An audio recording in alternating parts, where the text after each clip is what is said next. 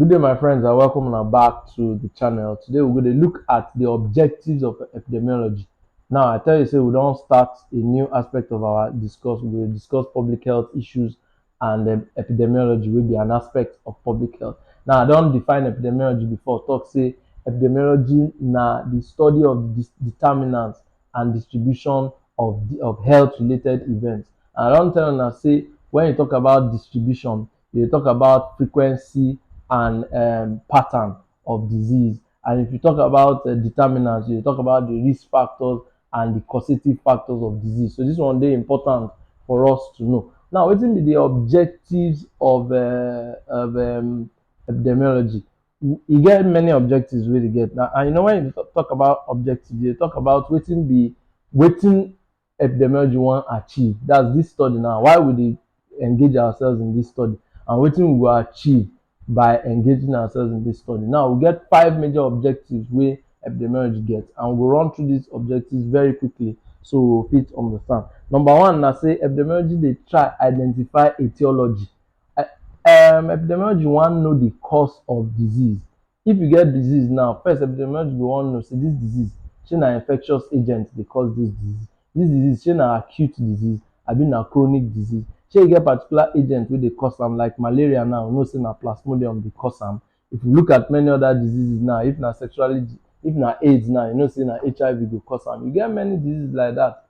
So epidemiology wan look at this disease, answer the question of wetin be the etiology, wetin be the cause of this disease. Some diseases now dey be wetin we dey call chronic disease, na disease wey dey develop over a long period of time. So something like diabetes now, wetin dey cause am?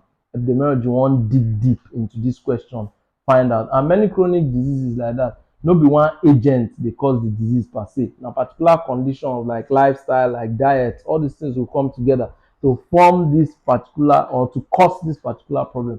And this na the thing wey epidemiology wan understand. Now, one, to understand etiology. The second thing na to determine the extent or the spread of a disease. Epidemiology wan know, okay, if a particular disease dey, where we fit find am, which locality e dey, which area e dey, which state this disease plenty for. Epidemiology as a study dey very interested in spread of disease. So every disease wey you dey discuss, epidemiology wan look say where you fit find this disease, who be the people wey dey suffer from this disease. If na malaria now, you know say na for places like Africa, places like Asia, na there you go see malaria. If na hypertension, for example, you fit see am more for black people than for white people. So all these issues na wetin epidemiology dey look. E dey look at spread of disease. Now, the third one na say epidemiology dey help determine wetin we dey call prognosis or natural history. Now, wetin prognosis be? Prognosis simply means the natural cause, the way a disease dey take progress over time. So this one dey important because e go help the health workers plan. E go help even the person wey dey suffer from the disease. E go help that person plan. Many times you don hear say people go hospital and maybe person get cancer now, dey for stage 4 or stage 3 level of cancer. Doctor come tell am say, okay, you get just 2 years to live. How the doctor take know? Him be God? Him no be God now. But wetin happen na say over the years, many public health people go don dey collect data on many people wey dey suffer from that particular illness.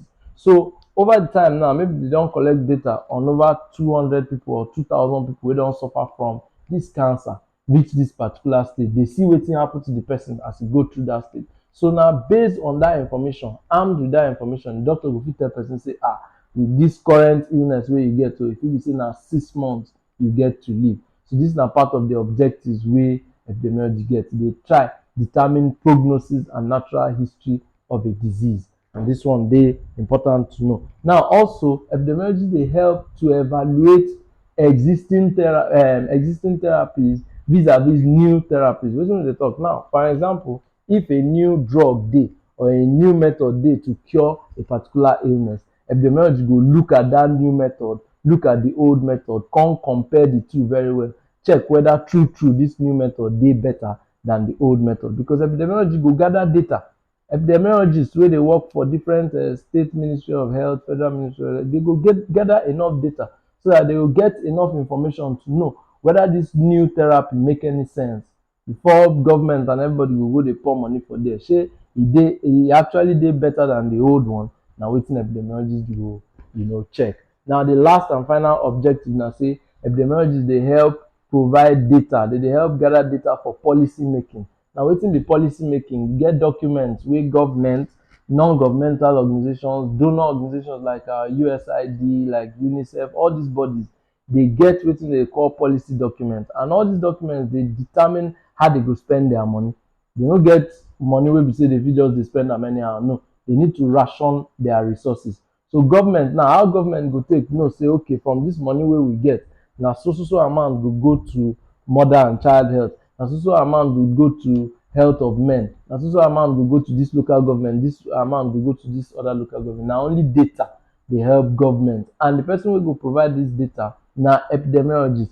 Based on the data wey dey collect from different things wey dey do, dey go fit gather this data together, now make this data available to government, make am available to many other organizations and donor organizations. That way those ones go get information, and na based on that information na im dey go dey take all the decisions, or make all the decisions wey dey make concerning their resources, because normally resources no go dey enough for everything wey dey wan do. Now thank you for coming to the end of this class. This class don discuss about 5 major objectives wey we fit wey epidemiology wan solve or wan deal with. So thank you very much.